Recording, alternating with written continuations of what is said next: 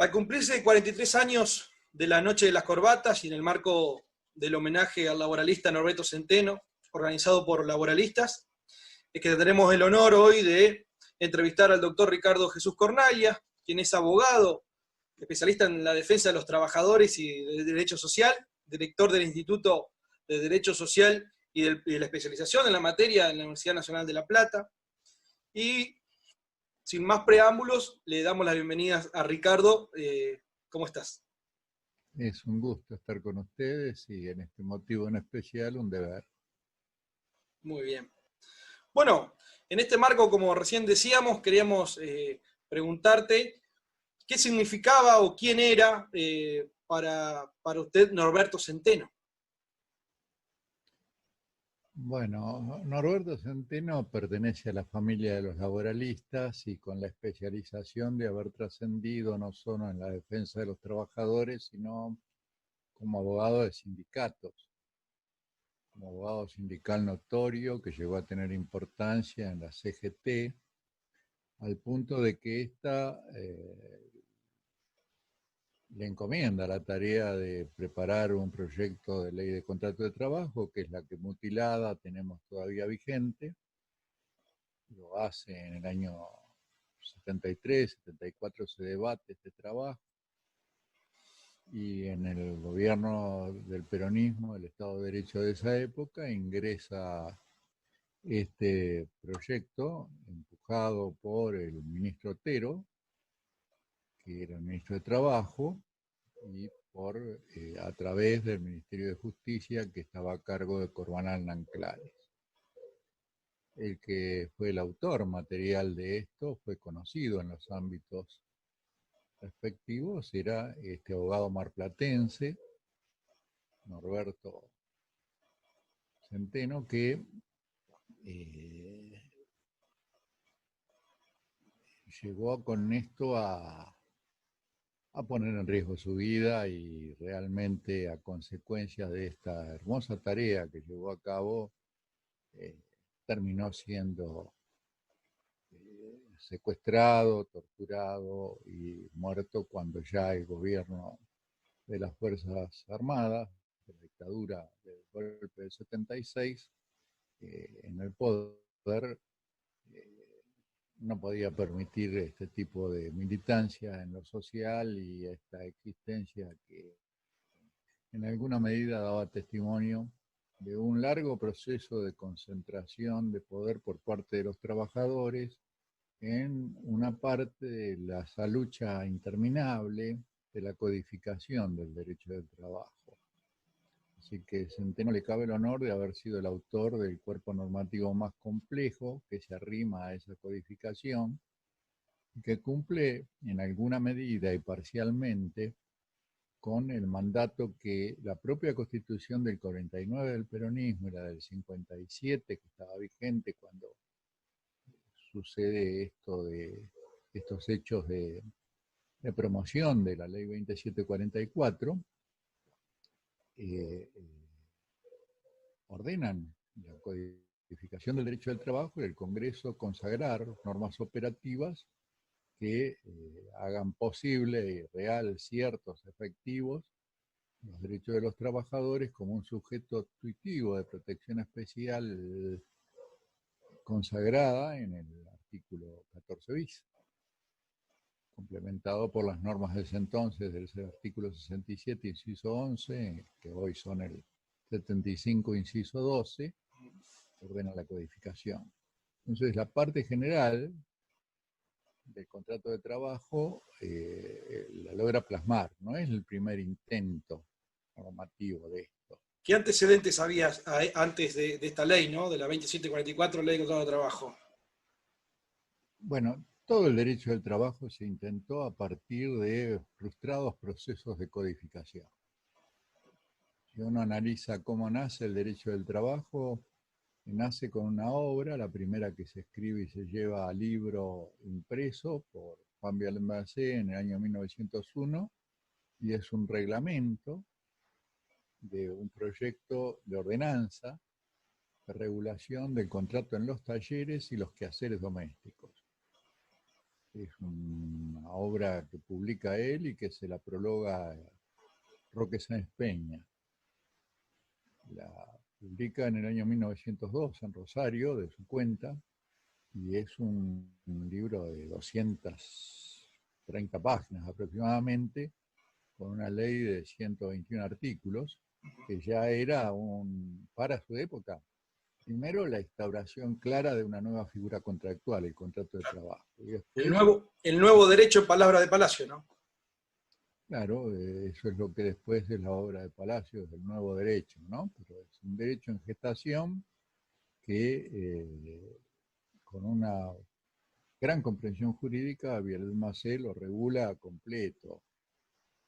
Para su época, muy adelantado el gran pecado de Viollet fue haberse adelantado demasiado su tiempo. Después de esto, Joaquín B. González impulsa la Ley Nacional del Trabajo, que está basada fundamentalmente en esta ordenanza y un trabajo hecho por una comisión en lo que se elige por parte de ese gobierno conservador, que era el de Roca, y ese ministro especial del Interior, que era Joaquín B. González, una comisión especializados juristas, la mayor parte de la izquierda argentina, convocada por ese gobierno conservador, y que trabaja sobre un informe que se le encomienda a Viollet Macé, que es el clásico, ese conocido informe sobre la clase obrera a principios del siglo en nuestro país, una obra inicialmente en 3 tomos, escrita en 44 días, resumiendo el conocimiento que se tenía de la cuestión social en el país por parte de este personaje especial que era Viollet Macé, que era médico, abogado, agrónomo, ingeniero constructor del dique San Roque. Bueno, una de esas figuras especiales que había en esa época de hombres que trascendían no solo los que tenían importancia en lo jurídico, y él la tuvo mucho, pero trascendían también el saber jurídico e ingresaban en muchas otras disciplinas, ¿no? Lo cierto es que después de esto,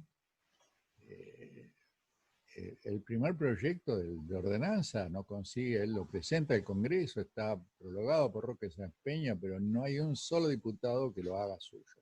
Entonces no deja de ser una iniciativa particular que, mientras no es hecho por uno de los legisladores, suyo en sí nunca tiene trámite parlamentario efectivo. Queda en el registro de los antecedentes y en la creación de la doctrina. La Ley Nacional del Trabajo, que era propiciada por el propio ministro del Interior y por el Poder Ejecutivo, tampoco tuvo tratamiento correcto y cierto, acabado y final. Cuando Irigoyen llega al poder, un Sain, que era su hombre de confianza en materia de la legislación social, prepara el Código de Trabajo de Irigoyen, que se llama, que el autor jurista es Alejandro Unzain. Era director del Departamento Nacional del Trabajo y también es un antecedente importante. A este le siguen una serie de antecedentes frustrados. El irigoyenismo no tenía mayoría en las cámaras y no consiguió otra que avanzara esto. Del mismo equipo de trabajadores que desde lo jurídico trataron de construir, podemos encontrar a Carlos Saavedra Lamas, premio nacional, premio Nobel del país, su tarea como ministro de Relaciones Exteriores, en especial en la guerra entre Bolivia y Paraguay, y su tarea de pacificación al respecto es distinguido así, ¿no?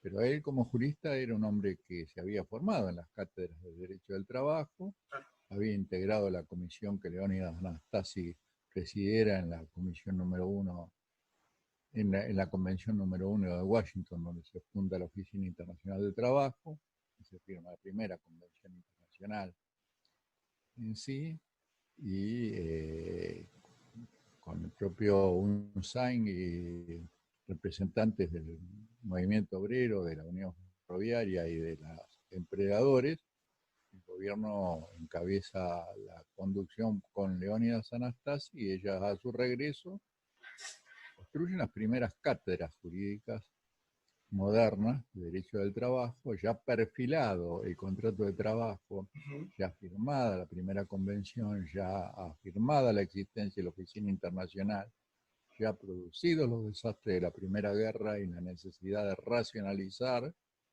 la cuestión social a través de derecho positivo. Bueno, hemos vivido una serie de experiencias de ese tipo y pese a que tanto en la Constitución del 49, a partir de, sobre todo, de la influencia del pensamiento de Sampaio, su informante principal, como la Constitución del 57, a partir de un proyecto que genera, desarrolla y escribe inicialmente Crisólogo Larralde y sus representantes, él presidía el Partido Radical en ese momento, y sus representantes, especialmente Carlos Bravos, es el que presenta el proyecto por el radicalismo, que después es votado con reformas y mejoras, pero responde a esa estructura que inspiró Larralde, y escribió y controló, se sentaba en el recinto de Santa Fe a controlar cómo actuaban los hombres que defendían sus ideas. Lo cierto es que esto está ordenado y a partir de ello no es solamente un programa, son cláusulas operativas consagratorias de derechos humanos fundamentales que por supuesto están programando un modelo de sociedad y Estado. Ese es el Estado social de derecho. Exactamente. Una aspiración de lucha a conseguir, confirmar y construir. Sin embargo, la codificación, que es un paso natural de desarrollo de un Estado social de derecho, ha tenido la suerte que hemos visto hasta ahora. El mandato del 49, no ratificado en el 57, mantenido en el 94, en todos los procesos de estructuración democrática de un Estado de Derecho, afirmado la concepción de que éste tiene que resolver la cuestión social y responder a ese modelo en sí de organización de la sociedad y las relaciones de trabajo y la economía y la política social y la política económica. Lo cierto es que los intentos han sido frustrantes y así como los códigos anteriores que mencioné fracasaron, fracasó en alguna medida los intentos de avanzar por todos los medios, y ahí hasta que se dicta la ley de 1881, que es un anticipo de esto. Durante la administración de Ilia tenía a su cargo, y el presidente Ilia, ¿no? Tenía la concepción de que había que renovar el derecho argentino a partir de procesos de codificación. Por eso contrató y convino y encargó la redacción de un código penal a Soler, a Sebastián Soler, de un código de la navegación a Atilio Malbañi, y de un código de trabajo y la seguridad social a Despontín, Napoli y Thyssen-Baum, que eran grandes juristas del derecho del trabajo. Uno dirigía, Despontín dirigía el Instituto de la Universidad Nacional de Córdoba, Napoli el de la Universidad Nacional de La Plata y Thyssen-Baum el de la Universidad Nacional del Litoral. Cuando estaba gestándose este proyecto de código y ya estaba avanzado,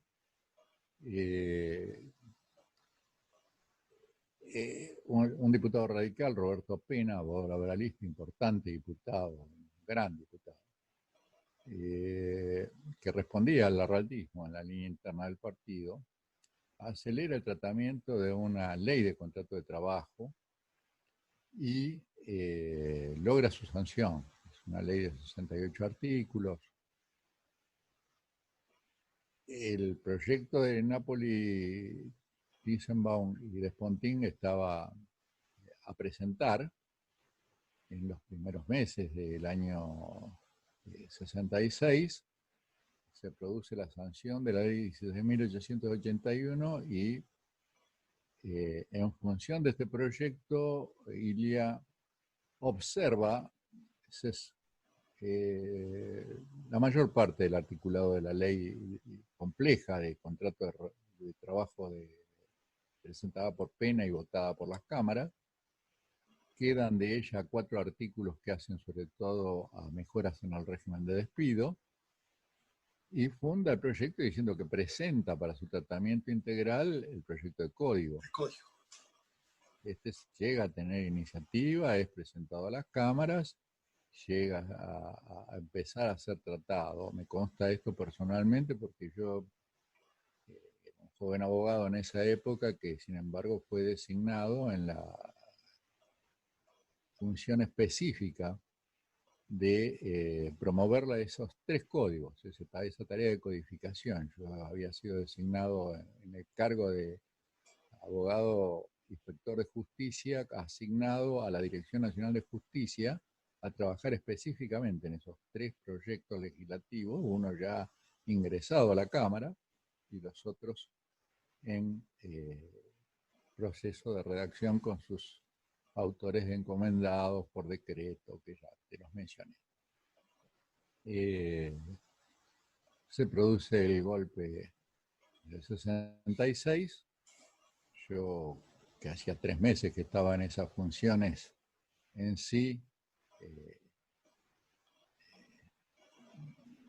me sentía abrumado porque realmente la República se venía abajo y la democracia no había sido defendida en los términos que correspondían. Al día siguiente del golpe, acompañé al director nacional de justicia, entramos en la Casa Rosada, retiramos la papelería y la ropa que le había quedado allá después de la noche aciaga, a disgusto y con peleas, y él renunció, y yo, que no tenía un cargo político de significación ni nada por el estilo, pero también pensé que había que reconstruir el país desde la calle y no al servicio de una carrera jurídica de ejercicio libre de la profesión y privilegiado como es la de los inspectores nacionales de justicia.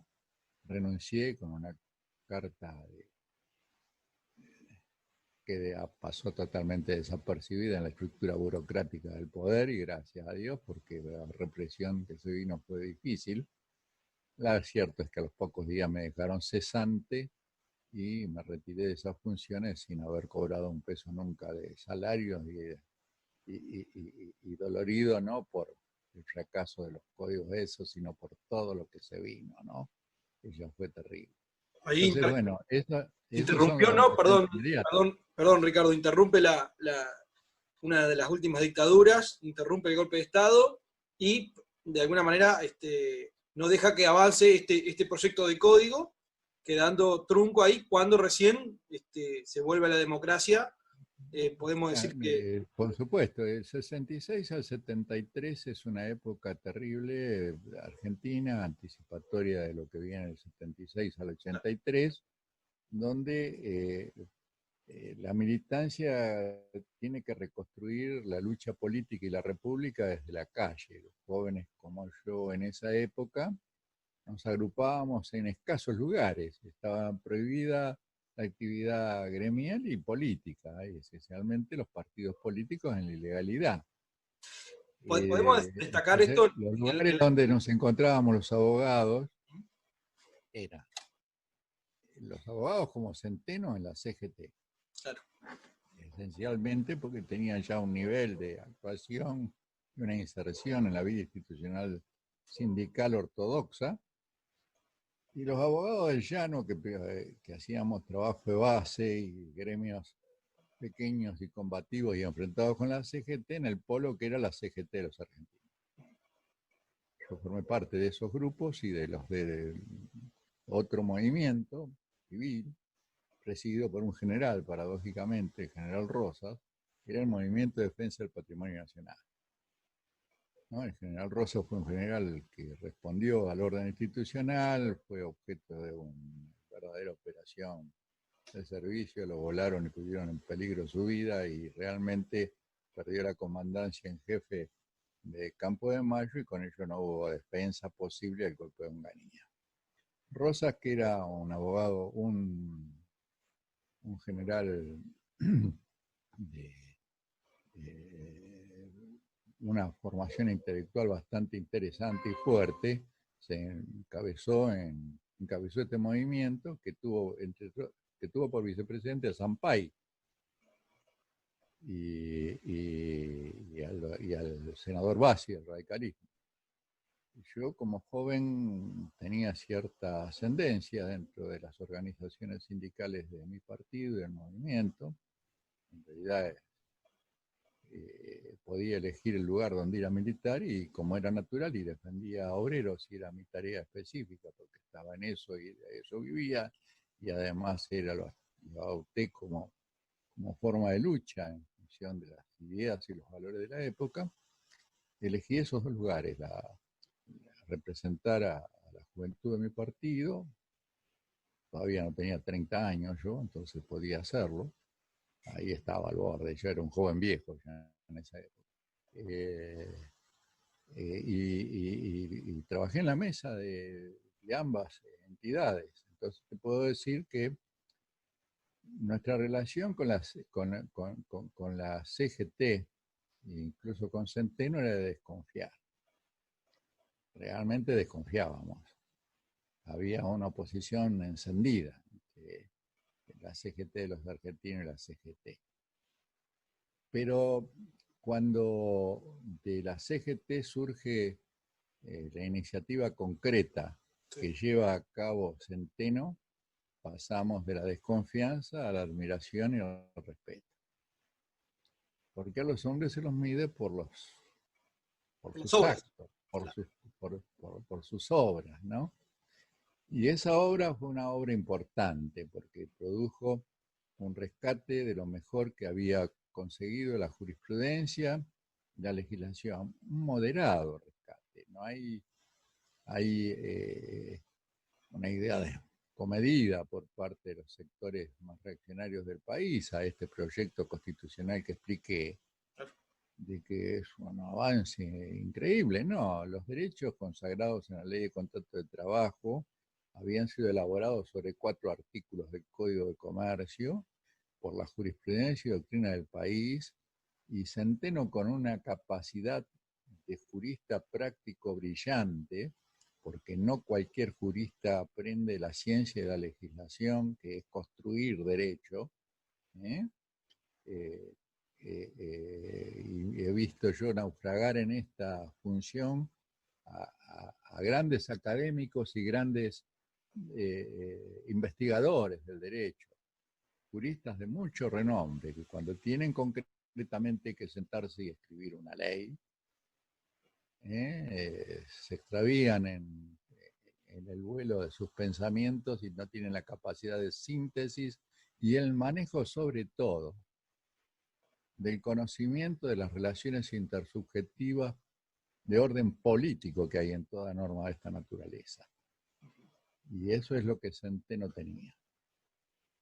Y Centeno construyó esto y además acudió a dos hombres que me honraron con su amistad desde esa época. Uno de ellos fue el maestro con el cual di la materia, yo cuando tuve que darla en la carrera, que era don Enrique Fernández Gianotti, que es quien prepara e inspira toda la primera parte de la ley, la parte general, donde se afirman los principios, se caracteriza el contrato de trabajo, se crean los mecanismos de lucha contra el fraude y contra la tercerización, los mecanismos de solidaridad. Esto es trabajo conjunto e inspirado por don Enrique y reconocido por Centeno, que esa era su fuente de inspiración. ¿Y el otro hombre? Y el otro es Horacio Ferro, que era el hombre del peronismo que mejor manejaba la relación con la CGT en cuanto al derecho colectivo del trabajo. Otro gran jurista y otro gran abogado. Es curioso, ¿no? Amalgamó en sus fuentes distintas ideologías, trabajó con jurisprudencia de 40 o 50 años, aprovechó lo construido por los tribunales de trabajo como tribunales especializados desde 1948 que empiezan a funcionar, y de una estructura tradicional y conservadora como era la CGT, construyó una ley que los trabajadores le hicieron suyo porque, como muchas veces se ha dicho, se la ponían en los bolsillos de los overoles. Pero lo que era más importante en esa época de militancia y de lucha, hicieron suyos esos derechos y buscaron cómo reclamarlo. Entonces hay una competencia que por supuesto no se conformaba con la ley en los sectores que yo militaba particularmente, pero que comprendía que ante las circunstancias históricas existentes era un paso positivo indudable. Ricardo, ¿cuáles serían por ahí como legado de la ley de contrato de trabajo de mano de Norberto Centeno, a trazos gruesos?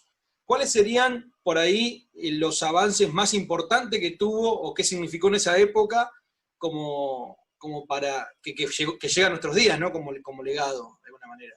Mire, fue lo posible hacer dentro de las circunstancias de condicionamiento y de estructura de la sociedad y el país, y dando pasos progresistas adelante que son realmente significativos, sobre todo cuando se producen estas etapas donde vivimos una continua situación de crisis económica que sirve para que desde las corrientes propias de los sectores que tienen que responder a los deberes que se les reconocen a los trabajadores en un problema de garantía de este tipo, se trata de resistir a toda la idea del Estado Social de Derecho, y no solo a ello, sino también a el programa en sí constitucional. Entonces, desde los años 70, por ejemplo, lo que se llama la revolución conservadora en los países centrales, que no es esta caracterización simple que se hace del neoliberalismo, la revolución conservadora, en concreto la estructura política encabezada por Thatcher y Reagan, ¿no?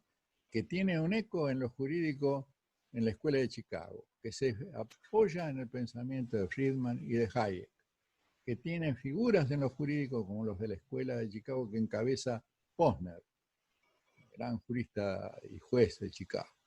Tienen enorme importancia e influyen hoy mismo en el pensamiento de los juristas más enaltecidos en posiciones actuales en la cátedra y en la magistratura.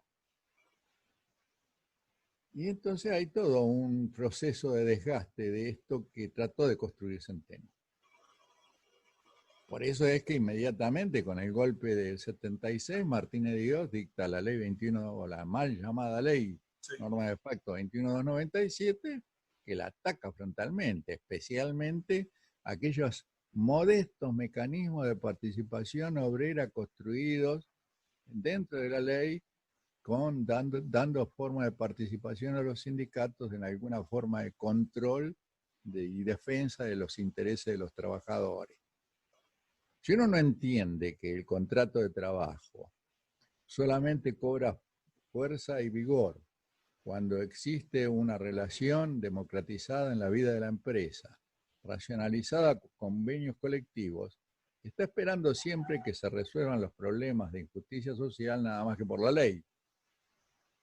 Y esto no es el cuadro completo, no se produce así. No hay gobiernos tan buenos que llegan maravillosamente a anticiparse a todas las necesidades de sus pueblos. Sus pueblos construyen la defensa de sus necesitados más requeridos. Y el mecanismo de construir una democracia es la huelga como elemento paridor de grandes derechos, la racionalización de la huelga con los convenios colectivos, si es que se puede conseguir, y esa es la historia de las instituciones del derecho del trabajo. Esa es la historia de esta codificación frustrada que le cuesta la vida a Centeno. Porque su final es el triste premio que le da una dictadura a un republicano que trató de construir un orden modesto de conquistas sociales sistematizando los temas fundamentales. Es una ley que recoge, por ejemplo, la ley de jornada del 29 y la complementa. Es una ley que se articula fundamentalmente en función del deber de seguridad, en lo mejor de la legislación de riesgos, y la lleva al contrato de trabajo, a las condiciones de trabajo, a la doctrina del riesgo profesional. Es una ley que está desarrollando los principios generales de la materia. Ahora, si ustedes me preguntan a mí si técnicamente es perfecta, si es una maravilla para lo que podía conseguirse con el Congreso de esa época, con el gobierno de esa época. Creo que como toda obra humana es perfectible, por supuesto, pero fue muy importante y creo que han marcado todavía. Hoy nosotros defendemos esa normativa a capa y espada y tratamos que no se siga de alguna manera carcomiendo como lo hizo la última dictadura militar, que no solamente se llevó el artículo, sino se llevó la vida de Norberto, ¿no? Sí, además de esto sucede en el marco de que después del martirio de Centeno y de muchos otros abogados laboralistas que pagaron por la defensa de esos mismos intereses con una cuota muy importante, acompañar a los obreros en la reivindicación y la conquista de sus derechos en todo ese periodo. Lo cierto es que cuando se reinstala la democracia, previo a la reinstalación, los partidos se juntan en la multipartidaria y comprometen todos los partidos importantes del país, entre otras cosas, recuperar los niveles de la protección de la legislación social que había atacado a la revolución conservadora y especialmente la ley de Centeno. La ley de contrato de trabajo restableció los niveles mínimos de protección que había creado. Cuando se produce ya la convocatoria de elecciones, la plataforma de los tres partidos más importantes, la UCRI, el radicalismo y el peronismo, expresamente comprometen recuperar la ley de contrato de trabajo a nivel de Centeno. Y cuando se instala la democracia, se intenta hacerlo. Se intenta también codificar el derecho del trabajo. Por eso el intento que llevo a cabo de ley que restablece los artículos derogados por la 21297, profundiza la ley de contrato de trabajo y la hace crecer con los anexos de estatutos del trabajador, de quehacer el hogar y de los rurales en esa época.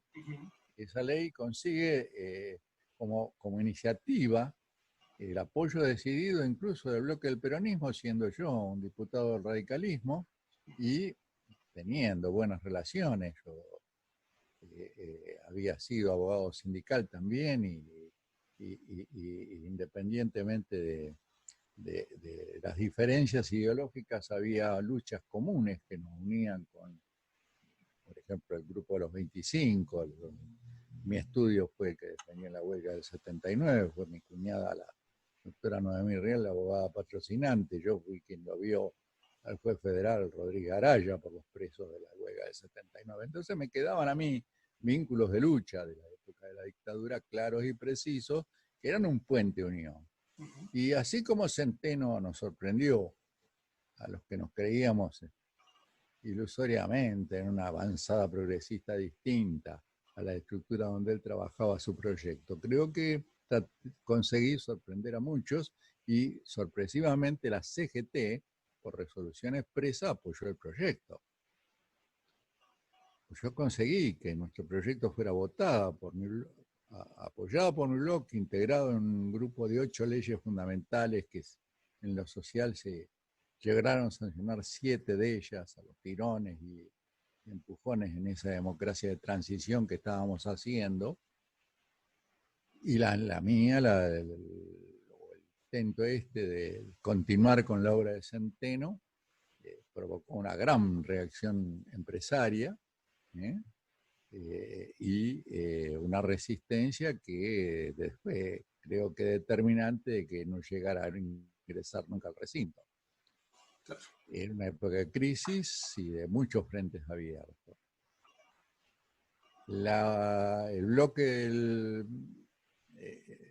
la oposición de entonces, el peronismo que la había apoyado decidida y claramente, honestamente.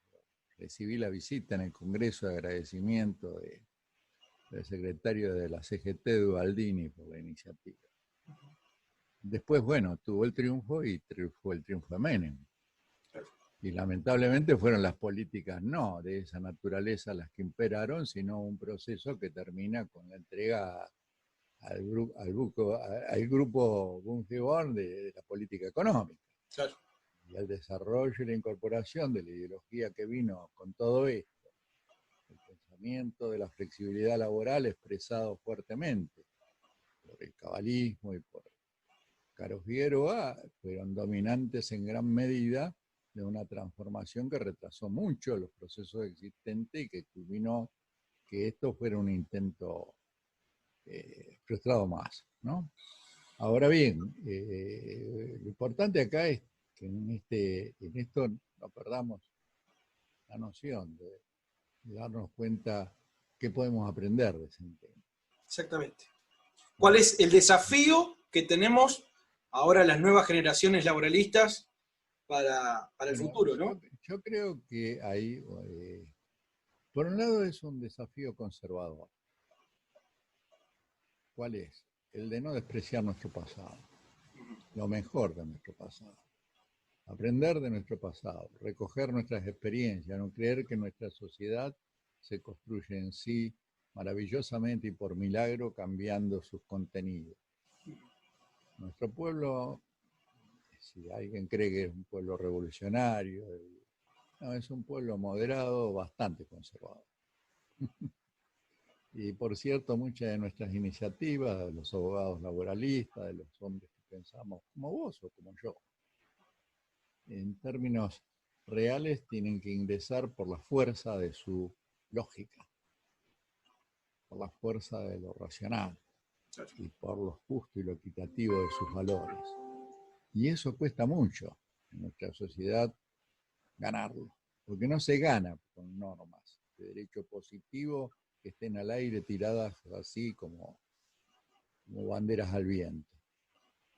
Se gana en una construcción cultural y en una capacidad de defensa de intereses en el mundo real, de la empresa, de los tribunales, de los congresos que tenemos. Y del movimiento obrero, por supuesto, que es la materia prima, ¿no? Estoy diciendo esto en función de un desafío permanente que tiene que tener esto, ¿no? Pero para colmo de males, el movimiento obrero está en una situación de crisis manifiesta mundialmente. Está en una situación de extorsión por la crisis económica. Pero yo apuesto seriamente a la racionalidad de un Estado social de derecho. Esta crisis y esta situación, por ejemplo, la pandemia, que nos afecta globalmente, que nos ha paralizado en muchos aspectos, no tiene solución milagrosa. No tiene solución revolucionaria, extraordinaria, magnífica. Tiene un largo proceso de construcción a hacer reforma tras reforma a partir de las necesidades concretas. Y esto es posible si uno respeta republicanamente la división de los poderes y construye a partir de la Constitución siéndole fiel a la misma, no jugando subversivamente con ella. Bueno, Ricardo, muchísimas gracias. Esto, por supuesto, va a estar en el acto conmemorativo de este 7 de julio, al cumplirse 43 años de la Noche de las Corbatas, como decimos al principio de la nota. Va a estar en la página de RELATS, Red Euro-Latinoamericana de Análisis sobre el Trabajo y Sindicalismo. Y también nosotros a nivel local lo vamos a transmitir en el programa radial Modo Obrero, en Radio Cooperativa FM Inclusión 102.3 de Gualeguaychú. Y luego, por supuesto, lo vamos a subir al canal de YouTube Andrés Ocampo para que esté a disposición de todos y sea una herramienta también, como bien decías hace un rato, de reivindicación, de tener memoria y de recuperar lo que ya aprendimos, lo que ustedes ya vivieron y el legado un poco que nos van dejando para que nosotros también, esta nueva generación de laboralistas y movimiento obrero, nos hagamos cargo y empecemos a recuperar un poco de terreno que se ha perdido en el último tiempo, sobre todo. Gracias a ustedes por este homenaje merecido y este tema candente y siempre postergado. Muy bien, muchas gracias.